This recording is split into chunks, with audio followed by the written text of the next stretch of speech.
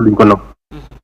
jërëjëf Mamadou Mbodj ñu ngi lay gërëm bu baax a baax ci ànd bi ak ñun ci 2024 plus rafetlu nañu lool sa intervention ak kaddu yi fàttali ni yow yaay coordonnateur bu F24 Cheikh dégg nga li mu wax ci mbiram Ousmane Sonko ak maître Moustapha Diop mais également Amadou Ba ma ca France xam naa loolu dinañ ci ñëw ci kanam yaa ngi woon sànq ci mbiru Ousmane Sonko. waaw ak ni yëf yi demee. donc par rapport ak mbiru Ousmane Sonko encore une fois c'est une question de délai.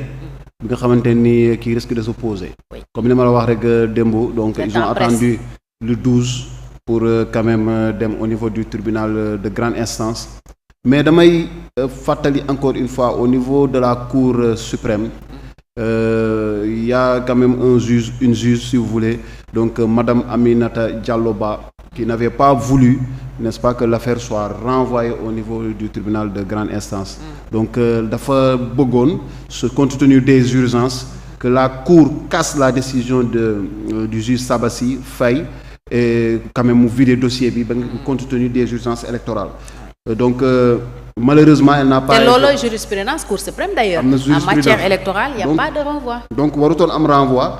mais comme li ñuy wax rek day continuer encore une fois di conforter l'idée selon laquelle donc que le dossier Ousmane Sonko l'affaire Ousmane Sonko. ce n'est jamais une affaire tout à fait judiciaire mais au-delà day am toujours une connotation politique et cette connotation politique là se retrouve aujourd'hui on a l'habitude n'est pas le temps des politiques. Bon oui mais bon d'accord moi je suis foncièrement contre parce que c'est des idées yoo xamante ni moi j'y crois pas trop. La justice quand elle veut aller vite elle va vite aussi. Oui. On a vu des cas c'est eux même qui parlent de jurisprudence. Dans la pratique on a vu des dossiers qui ont été vidés en un temps record. Oui. Donc dossiers yi nga xamante ni dossier Khalifa Sall par exemple. Oui. Le dossier Khalifa Sall on l'a vu on a vu le dossier aussi de Mame Mbaye Niang contre Ousmane Sonko en matière de diffamation comme j'ai l'habitude de le dire. En 45 jours l'affaire a été vidée les condamnations ont été faites même si actuellement mu ngi en instance d'appel. Donc dafa doon loo xamante ni c'est une chose à laquelle je crois pas beaucoup bon je suis foncièrement même si ça existait je suis foncièrement contre. Il faut parce que la justice est rendue au nom du peuple. Oui. Encore une fois il faut pas quand même violer les droits individuels yi nga xamante nit ki am na ko par rapport à la participation à une élection ou je ne sais à quoi à cause des lenteurs de la justice. Parfois lenteur yoo xam ne sax dafa mel ni c'est fait exprès. En tout cas on s'organise pour les créer quoi. Oui, il y a un vent de soupçon. Oui, forcément day am soupçon boo xamante ne dañuy ne est-ce que du lii moo waral est-ce que lii moo waral. Finalement gis nañ tey aujourd'hui bon la juge Aminata Diallo Ba ce qu'elle avait dit si c'était appliqué aujourd'hui Ousmane Sonko xam na fan lay féete soit day dem wala du dem mu xam naka la Sénégalais xam naka la et puis que le peuple puisse quand même souffler. ñu xam quand même cet épisode là est derrière. Parce que depuis 2021 ñun ñu ngi ci crispation boobu. Ça date depuis 2021. Comme j'ai l'habitude de dire. Ça fait 3 ans que loolu la ñuy dund. C'est un dossier boo xamante ni quand même médiatisé politisé. À ce rythme même je me dis finalement tous les Sénégalais vont devenir des juristes à la limite parce que. Maîtriser nañ article voilà yu quoi bari de. depuis 2021. On ne parle que de ça. On ne parle que d'un seul homme. On ne parle que de la justice. Bon qu'on soit pour ou contre parfois les décisions de justice etc. Mais c'est des questions récurrentes. Les Sénégalais sont stressés donc dafa doo xamante il faut vider cette affaire-là pour que Sénégalais jàll si leen. Malheureusement on a raté une belle occasion aujourd'hui au niveau du tribunal de Dakar de vider cette affaire-là. Au moins si on avait eu un verdict aujourd'hui dinañ xam fan lañu quelle est la prochaine étape. Oui mais la prochaine étape au moins dinañ ko xam. Mais là le juge il va encore il va grignoter 2 jours. 2 jours yoo xamante ni c'est vraiment précieux.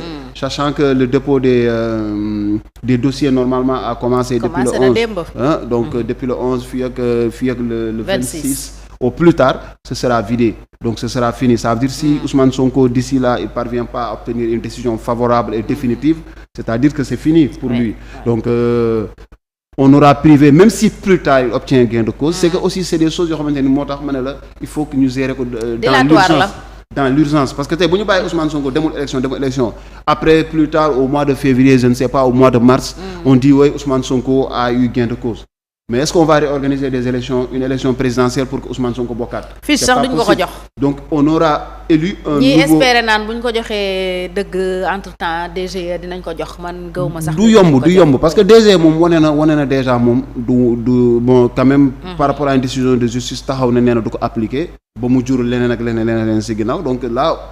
Bon, les fiches, c'est un problème de timing aujourd'hui qui se pose. Mais encore une fois, cela va conforter l'idée, que les Sénégalais ont une idée selon laquelle le président Macky Sall, c'est une machine à broyer des opposants.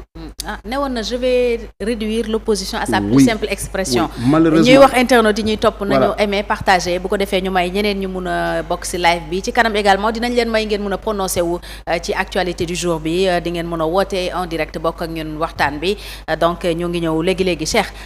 Président Macky Sall nee naa lépp lu mu waxoon da koy def ba mu ñëwee ba tey def na ko. Malheureusement. je vais réduire l'opposition à sa plus simple expression mais def na ko.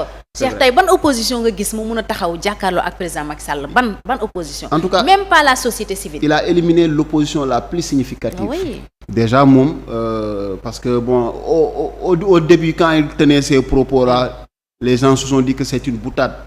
Donc c'est juste pour faire rire. Mais finalement on sait que bon voilà il a joint l'acte à la parole. Donc tey président Macky Sall donc depuis qu'il est au pouvoir on a vu quand même le cas de Karim Wade nous passer sous le nez. On a vu le cas de Khalifa Sall bi nga xamante ni il a même demandé à ce que le rapport dont on parle qui l'aurait épinglé qu'il soit quand même déclassifié pour que les gens puissent savoir de quoi il est question. Malheureusement, jusqu'à présent, ce rapport-là, les Sénégalais ne peuvent pas se faire une religion.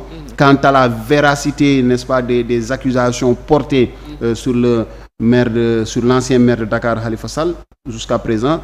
Le cas Ousmane Sonko, encore, nous pensons sous le nez, et c'est un cas, bon, on peut dire, comme je l'ai dit la dernière fois, c'est un problème de timing. Et si on ne fait pas attention, le temps risque de ne pas jouer en sa faveur.